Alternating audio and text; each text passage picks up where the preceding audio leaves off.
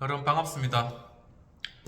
오늘도 루이스 벌크부 조직신학 지금 종말론을 하고 있는데요.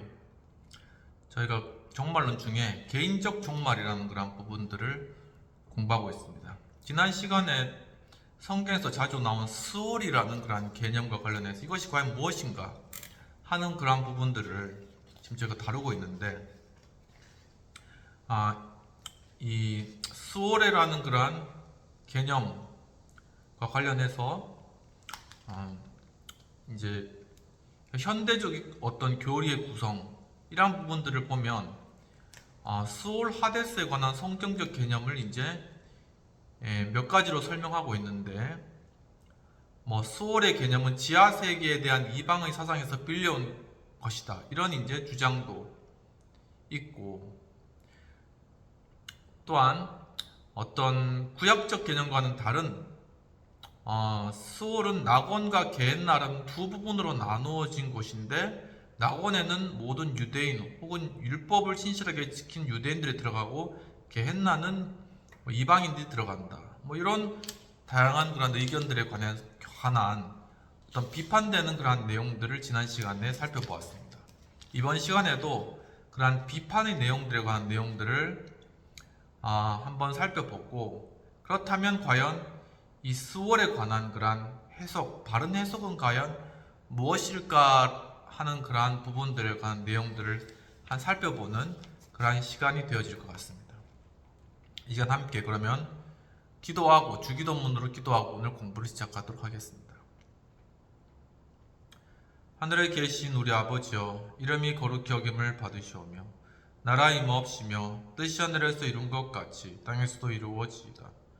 오늘날 우리에게 일용할 양식을 주옵시고, 우리가 우리에게 죄 지은 자를 사하여 준 것 같이 우리의 죄를 사하여 주옵시고, 우리를 시험에 들지 말게 하옵시고 다만 악에서 구하옵소서. 대개 나라와 권세광이 아버지께 영원히 있사옵나이다. 아멘.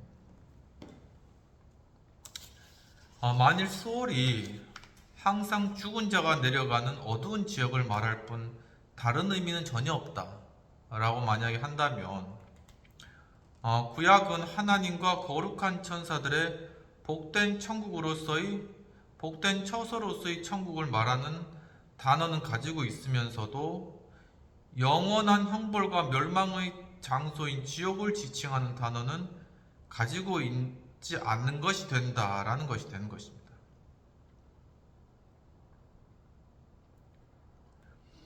그러나 이제 우리가 지난 시간에 언급한 그런 경고가 있는 의미를 가지려면, 어떤 구절에서는 수월이 악한 자가 의인과 구별되어 내려가는 바 형벌의 장소를 의미한다는 전제를 해야만 된다라는 것이죠. 지난 시간에는 어떤 성경이 수월과 하데스를 도덕적 구별도 없고 복락이나 형벌도 없는 어떤 중립적인 그러한 장소다라고 그렇게 이렇게 이제 주장하는 것인데, 그것이 아니라 이 소울은 분명히 하나님께서 경고하시는, 그리고 경고를 듣지 않은 사람들이 내려가는 그런 장소다. 그러니까 소울 자체가 경고의 의미가 있다라는 것이죠. 그러니까 그런 의미가 있다라는 것은 곧 스월이 악한 자가 의인과 구별되어 내려간 하나의 형벌의 장소 의미를 가지고 있어야 된다라는 것입니다. 여기에 대한 어떤 근거되는 구절로 욥기 11장 8절 한번 찾아보겠습니다. 욥기 11장 8절. 하늘보다 높으시니 내가 무엇을 하겠으며 스월보다 깊으시니 내가 어찌 알겠느냐. 그러니까 스월은 깊다, 어떤 형벌 받은 사람이 내려가는 곳이다, 약간 이런 의미가 포함되어 있는 것이죠. 시편 139편 8절.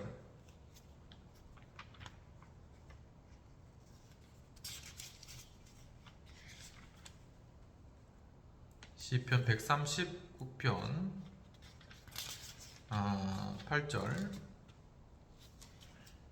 내가 하늘에 올라갈지라도 거기 계시며 수월에 내 자리를 펼지라도 거기 계시나이다. 그러니까 수월, 하늘에 반대되는 개념이 수월이다라는 것이죠. 아모스 9장 2절.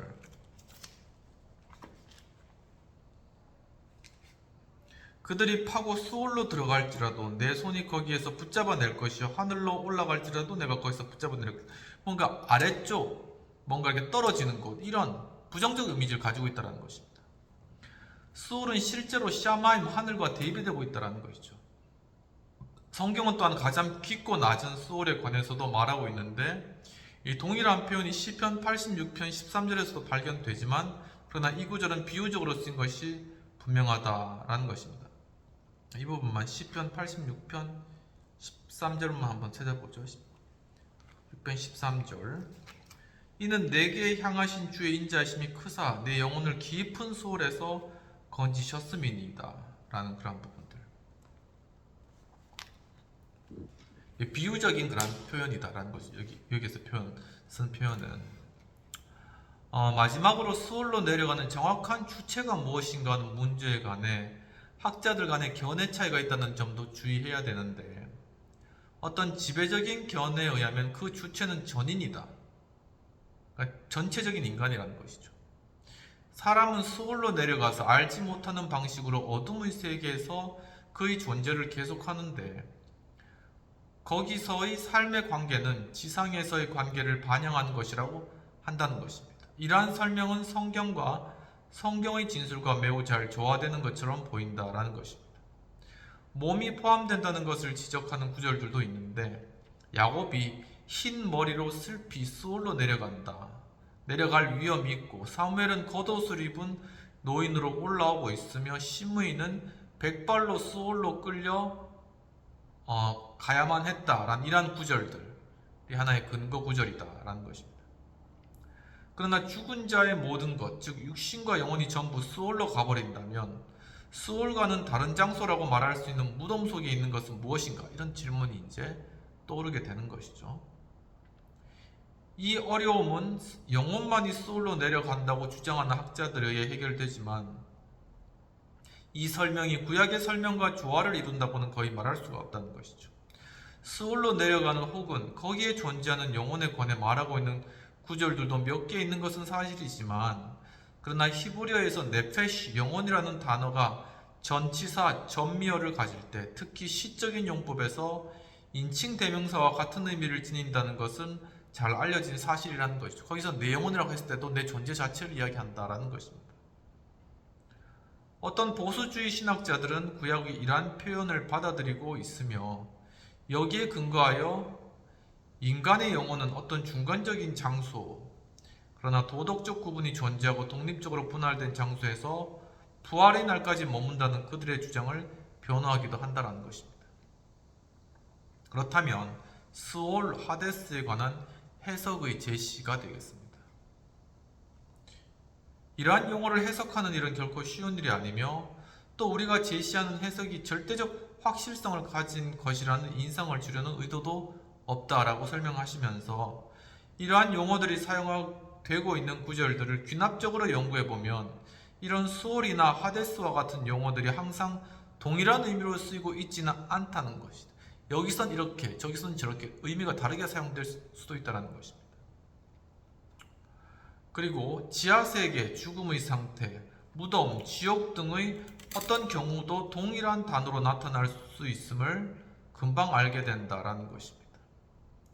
이것은 성경의 다양한 번역본 속에서도 분명히 반영되고 있는데, 네덜란드어 성경은 수올을 어떤 구절에서는 무덤으로 해석하기도 하고, 또 어떤 구절에서는 죽음으로 번역하기도 한다는 것이죠.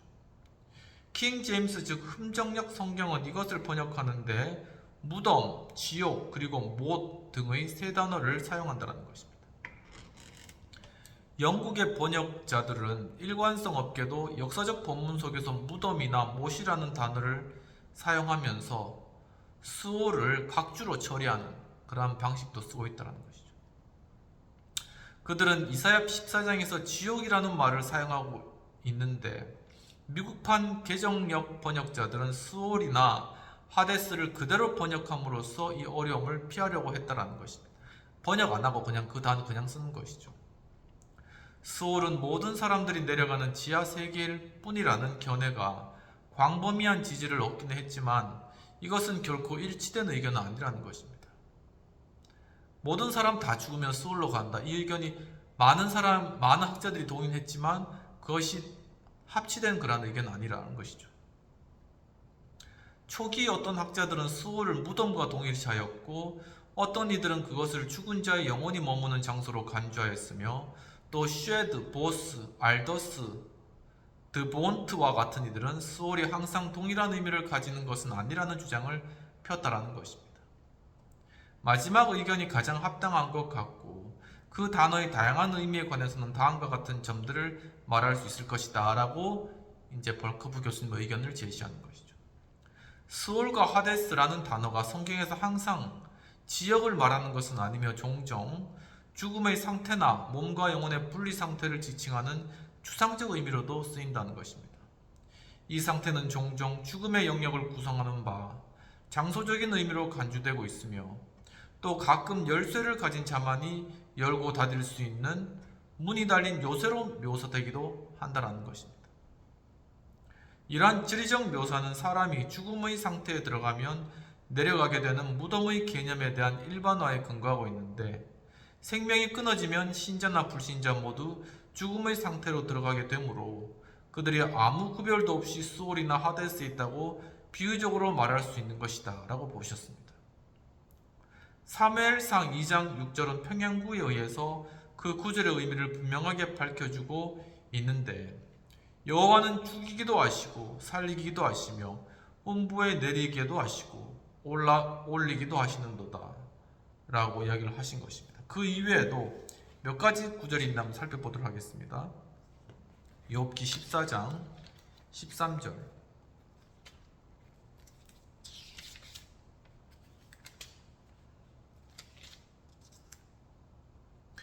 주는 나를 수월에 감추시며 주의 진노를 돌이키실 때까지 나를 숨기시고 나를 위하여 규례를 정하시고 나를 기억하옵소서. 이 수월에 숨겨달라는 것이죠. 14절 장정이라도 죽으면 어찌 다시 살리이까? 나는 나의 모든 고난의 날 동안을 참으면서 풀려나기를 기다리겠나이다. 하나의 죽음과 같은 의미로 수월이 사용되었다라는 것이 되겠습니다. 17절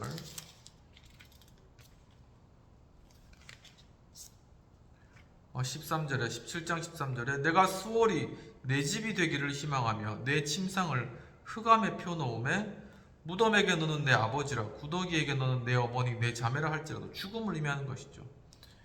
시편 89편 48절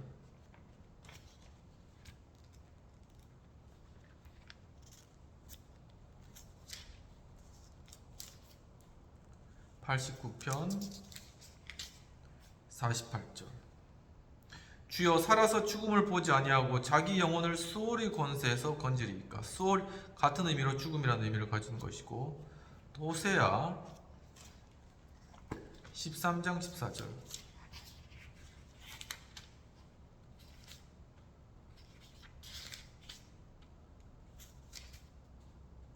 내가 그들을 수월의 권세에서 속량하며 사망에서 구속하리니 사망아 내 재앙이 어디에 있느냐 수월아 내 멸망이 어디에 있느냐 뉘우침이 내 눈앞에 숨으리라. 다 죽음에 대한 의미인 것입니다. 신약에서 하데스라는 단어는 죽음의 상태를 나타내는 비지리적 의미로 여러 번 사용되고 있다는 것이죠. 마지막 두 구절에서는 그것이 의인화되고 있다는 것입니다. 이 용어들이 죽음의 상태를 나타낼 수도 있으므로 이것들이 의인과 악인 모두에게 해당되는 어떤 것을 가리키는 것도 아니며 이 둘이 영혼이 함께 모여드는 어떤 장소를 지칭하는 것도 아니라는 것을 굳이 증명할 필요는 없다라는 것이죠. 드 본트는 수월이 많은 구절들에서 죽음의 권세, 죽음의 위험 등과 같은 추상적인 의미로 쓰이고 있다는 사실에 주의하도록 촉구하고 있다는 것이 되겠습니다. 이 수올이나 하데스가 문자적 의미로 한 지역을 의미할 때는 우리가 지옥이라고 부르는 것을 의미하기도 하고 무덤을 의미하기도 한다는 것이죠. 수올로 내려가는 것이 위험한 것으로 또 악인에 대한 형벌로 경고되고 있다는 것입니다. 그렇다면 수올이 모두 다 내려가는 중립적 장소라면 이 구절이 의도하는 바 경고나 위협의 의미가 없어지고 마는 것이죠. 또한 이 구절들로부터 이것은 두 부분으로 나누어진 장소일 수 없다는 것도 추론된다는 것입니다. 분할된 수월과 같은 개념은 이방의 지하 세계 사상에서 빌려온 것으로 성경적인 근거가 없는 것이죠. 수월이 의인의 수월이 있고 악인의 수월이 있다. 이렇게 한 건 성경적 근거가 없다는 것입니다. 우리가 두 부분으로 나누어졌다고 말할 수 있는 것은 단지 그것이 죽음의 상태를 의미할 때뿐이라는 것이죠.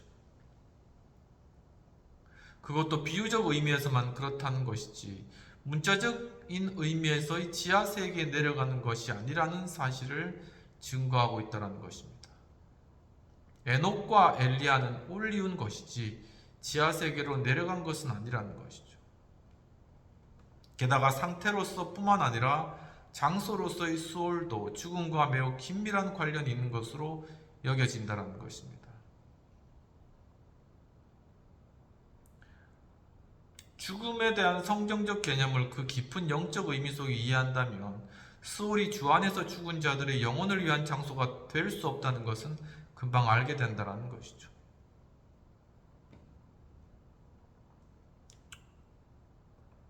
수월과 하데스가 무덤을 지칭하는 것처럼 보이는 구절들이 있는데 그러나 이 말이 가리키는 바가 무덤인지 죽음의 상태인지 결정하기란 쉽지 않다는 것입니다. 다음의 구절들을 고려해 볼 수가 있는데 그러나 수월이 무덤을 의미한다 해도 꼭 그것이 이 단어의 원래 의미이고 그 의미로부터 지옥을 의미하는 용법이 파생되었다고 할 필요는 없다는 것이죠. 사실은 정반대라는 것입니다. 무덤이 수월로 불리는 것은 그것이 파멸과 관계 있는 개념인 내려감을 상징하기 때문이며 신자들에게 있어서 성경의 상징은 성경에 의해서 변화되는 것이죠. 바울은 성도는 땅에 씨가 뿌려지듯 죽음으로 내려가는 것이며 거기에서 새롭고 더 풍성하며 영광스러운 생명이 솟아난다고 말하고 있습니다.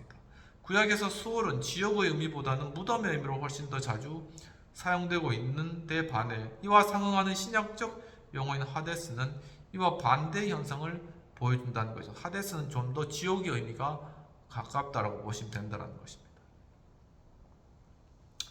그럼 이제 죽음 뒤에 영혼의 거치에 관한 로마 교회의 교리, 일종의 연옥설이죠. 그에 대해서 한번 살펴보도록 하겠습니다. 첫 번째 연옥, 푸르가토리라고 하는데 로마 교회에 의하면 죽을 때 완전히 순결한 영혼들은 곧바로 천국 혹은 하나님의 얼굴을 베없는 복락으로 들어가지만 완전히 깨끗함을 받지 못한 자, 즉 여전히 소죄를 지고 있어 그 죄에 합당한 형벌을 받지 않은 사람들은 이것이 대부분의 신자들이 죽을 때의 그러한 상태이며 하늘나라의 최상의 복락과 즐거움으로 들어가기 전에 정결의 과정을 겪어야 된다 이렇게 주장하는 것입니다. 그들은 즉 천국으로 즉시 들어가는 것이 아니라 연옥으로 간다는 주장인 것이죠. 연옥은 시험이 아닌 정화의 장소며 궁극적으로 천국에 들어갈 것이 확실하지만 아직은 하나님의 얼굴을 뵙는 복락에 합당하지 못한 신자들의 영혼이 준비하는 장소다 이렇게 주장한다는 것입니다. 그들이 연옥에 머무는 동안 이들 영혼은 상실의 고통, 즉 하나님을 뵙는 복락에서 제외되는 데서 오는 고뇌를 겪으며 감각의 형벌, 즉 영혼을 괴롭히는 실제적인 고통을 겪게 된다는 것이죠.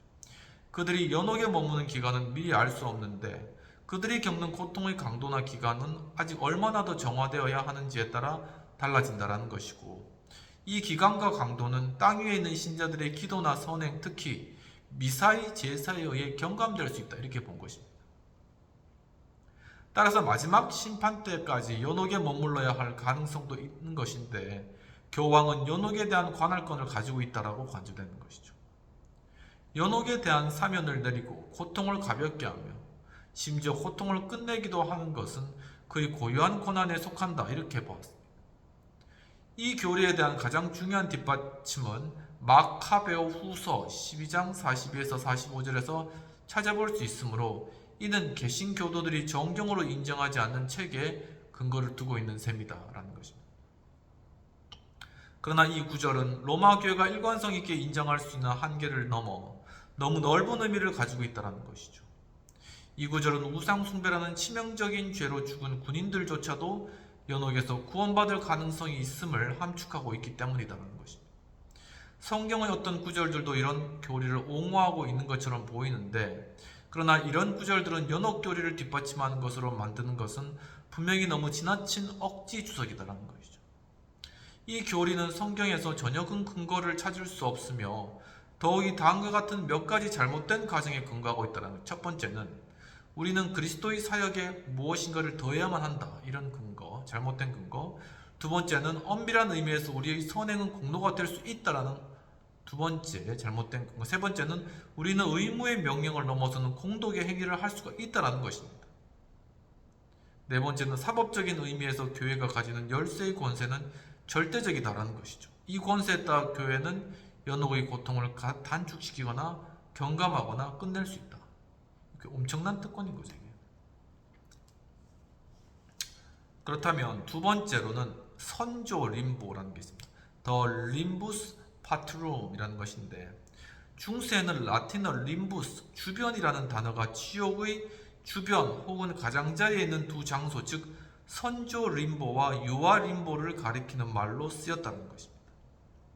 로마교의 가르침에 의하면 전자는 구약시대 성도들의 영혼이 죽은 후부터 주의 부활하시기까지 머물러 있는 장소다라고 보았고, 그리스도께서는 십자가에 돌아가신 후 선조들의 거처로 내려가셔서 그들을 잠정적인 구금에서 풀어주셨고 승리하셔서 그들을 하늘나라로 데리고 가셨다, 이렇게 보는 것이죠.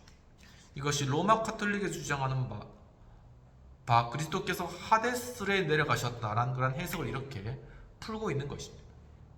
하데스는 몸과 분리된 영혼을 위한 거처로서 의인과 악인을 위한 두 장소로 나뉘어져 있는 것으로 간주되고, 의인의 영혼들이 거하고 있는 것이 바로 선조 림보인데, 이것은 유대인들에게는 아브라함의 품, 낙원으로 알려져 있다는 것입니다. 그리스도께서 세상의 죄에 대한 속죄를 실제로 이루시기까지 하늘나라는 아무에게도 열리지 않았다고 주장하는 주장이 되겠습니다. 세 번째는 유화림보, 더 림부스 임파툼이라고 하는 것인데, 이것은 이방인이나 그리스도인의 자녀나 출생과 상관없이 세례받지 못하고 죽은 모든 어린이의 영이 가는 장소다, 이렇게 본 것이죠. 로마교에 의하면 세례받지 못한 어린이는 천국에 받아들여질 수 없으며 하나님의 나라에 들어갈 수 없다, 이렇게 본 것입니다. 그러나 이러한 어린이들이 지옥의 고통을 받아야 한다는 사상에 대해서는 늘 자연적 반감이 있어 왔고, 그래서 로마교의 신학자들은 이 어려움을 피할 길을 항상 모색했던 것이죠. 어떤 이는 이런 어린이들을 그들 부모의 신앙에 의해 구원을 받을 것이라고 생각했으며, 어떤 이는 하나님께서 천사들을 보내어 그들에게 세례를 주실 것이다 라고 생각하기도 했다는 것입니다. 그러나 지배적인 견해로는 그들이 천국에서 제어되었지만 무시무시한 불길이 미치지 못하는 지옥의 가장자리로 들어갔다, 이렇게 이제 논리를 펴는 것인데, 그들은 구원의 희망이 전혀 없는 상태로 여기서 영원히 거하게 된다는 것입니다. 교회는 한 번도 이 유화 림보의 교리를 정의한 적이 없었고, 이런 어린이들에게 부여되는 정확한 상태에 관한 의견도 신학자들마다 다양하다라는 것이죠. 그러나 지배적인 견해는 그들은 아무런 실체적인 고통, 즉 감각의 고통을 겪지 않은 채 그저 천국의 복락에서만 제외될 뿐이다, 이렇게 본 것입니다. 그들은 자연적인 능력으로 하나님을 알고 사랑하며 충만한 자연적 행복을 누린다, 이렇게 본 것이죠. 그렇다면 이 죽은 후의 영혼의 의식적 존재 상태는 어떠한가? 라는 그러한 또 질문, 하나의 주제 테마가 되겠습니다. 첫 번째, 이 점에 관한 성경의 가르침이 되겠습니다. 죽은 뒤 영혼이 실제적인 의식을 가지고 있으며 합리적이고 종교적인 행위를 할 수 있는가 하는 질문이 제기되어 왔었다는 것이죠. 영혼은 그 의식 활동을 두뇌에 의존하고 있으므로 두뇌가 파괴되면 의식이 기능을 할 수 없다는 일반적 근거 위에 이 주장은 종종 부인되었다는 것입니다. 그러나 우리가 앞장에서 지적한 대로 이런 논증의 설득력은 의심의 여지가 있는데, 달레의 말을 빌자면 그것은 노동자와 그의 기계를 혼동하는 오류에 근거하고 있다는 것이죠. 현세에서는 인간의 인식이 두뇌를 통해 그 결과를 전달하고 있다는 사실로부터 의식은 다른 방식으로는 작용할 수 없다는 결론이 필연적으로 도출되는 것은 아니라는 것입니다. 사후 영혼의 의식적 존재를 변증하기 위해 우리가 현대의 강신술 현상을 의존하거나 철학적인 논증들에 의지할 필요는 없는 것이죠. 비록 이들이 전혀 무의미한 것은 아니지만 말이다. 이렇게 이야기하고 계십니다. 우리는 하나님의 말씀, 특히 신약에서 그 근거를 찾는데 부자와 나사로는 함께 대화를 나누는 것이죠. 의식이 있다는 것입니다. 바울도 몸을 떠난 상태를 주와 함께 거하는 것이며 현세의 삶보다 더 바랄 만한 어떤 것으로 언급하고 있는 것이죠. 분명히 그가 사실상 비존재와 같은 무의식적 존재를 두고서 그렇게 말한 것은 아니었을 것이다 라는 것입니다. 히브리서 12장 23절에서 신자들이 온전하게 된 영에게로 이를 것이라고 말하고 있는데 이것은 분명 그들이 의식적인 존재임을 함축하는 말이라는 것이죠. 한번 찾아보면 히브리서 12장 23절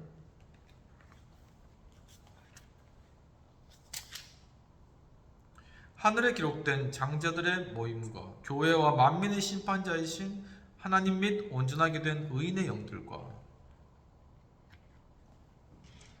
여기서 이제 의식이 있다는 것입니다. 더욱이 제단 아래에 있는 영들은 교회를 박해한 자들에 대해 자신을 신원해 주시도록 부르짖고 있으며 또 순교자들의 영들은 그리스도와 함께 다스릴 것이라고 하며 사후의 영혼의 의식이 있다는 이 진리는 여러 가지 형태의 이론에 의해서 부인되어 왔다라는 것입니다. 두 번째, 영혼 수면설, 사이코파니키라고 하는데 첫 번째, 교리의 진술입니다. 과연 어떤 교리인가? 죽음 후 영혼의 의식이 존재하는 것을 부인하는 이론의 한 형태는 영혼 수면설이라는 것입니다. 이 이론에 따르면 죽으면 영혼은 영적인 개체의 존재로 살아있게 되지만 무의식적 휴식의 상태로 존재한다 이렇게 본 것이죠. 유세비우스는 이런 이론을 주장하는 아라비아의 한 작은 종파를 언급한 적이 있다는 것입니다. 중세 시대에는 이런 소위 영혼 수면론자가 매우 많았다는 것이죠. 종교개혁 시대에는 제세례파 사람들 중 어떤 이들이 이런 잘못된 견해를 주장했다는 것입니다. 칼빈은 심지어 영혼 수면설이라는 논문을 써서 이것을 반박했다는 것입니다. 19세기에서는 영국의 어빙파 사람들의 이 이론이 주장되었고 현재의 이 이론은 미국의 여호와의 증인들이 옹호하는 교리 중에 하나라고 합니다. 여호와의 증인에 의하면 몸과 영혼이 무덤으로 내려가는데 영혼은 잠든 상태로 사실상 비존재의 상태가 된다고 하며 부활이라고 하는 것은 실제로 새로운 창조다 이렇게 보는 것입니다. 천년왕국 동안 악인들은 두 번째 기회를 갖게 되는데 이 처음 100년 동안의 개선의 표시를 보이지 못하면 그들은 멸망당하고 만다라고 본 것입니다. 그 기간 동안 삶을 개선한 증거를 보여주면 그들의 시련은 계속되지만 그들이 계속 회개하지 않는다면 멸망으로 끝나고 말 것이다 라고 주장하는 것이죠. 지옥도 없고 영원한 고통의 장소도 없는 것이라는 것입니다. 영혼 수면의 교리는 물리적 유기체를 떠나 의식의 존재를 믿기 어렵다고 느끼는 사람들이 특히 매력을 느끼는 것 같다라고 보신 것입니다. 이 교리의 성경적 근거로 생각되는 그러한 것들이 있는데 이 부분은 다음 시간에 좀 더 살펴보도록 하겠습니다. 함께 기도하고 마치도록 하겠습니다. 하나님 아버지, 오늘 또한 인간의 죽은 후의 상태에 관하여서 여러 측면에서 또한 살펴보며 또한 수월의 개념들에 대해서도 볼 수 있도록 이끄시는 감사합니다. 주님, 참으로 우리가 이러한 공부를 통하여서 개인적 종말과 관련되어서 정말 사후의 그러한 우리의 존재와 모습에 관한 올바른 개념을 가지고 바로 그 가운데 우리가 이 땅 건서도 올바른 신앙생활을 해나갈 수 있도록 주님 도와주시옵소서. 오늘 귀하게 함께 조지신학 공부할 수 있도록 시간 주신 은혜를 감사하고 모든 말씀 우리 주 예수님 이름으로 기도합니다. 아멘. 오늘도 벌크 조익신 함께 해주신 여러분 감사합니다. 이제 종말론까지 해서 거의 벌크 조익신이 마무리되어 가는데 끝까지 함께 해주시고 조지신학을 통해서 정말 보다 더 깊은 그런 우리 존재와 하나님 창조 세계에 대한 이해가 있으면 좋겠습니다. 참여해 주셔서 감사드립니다.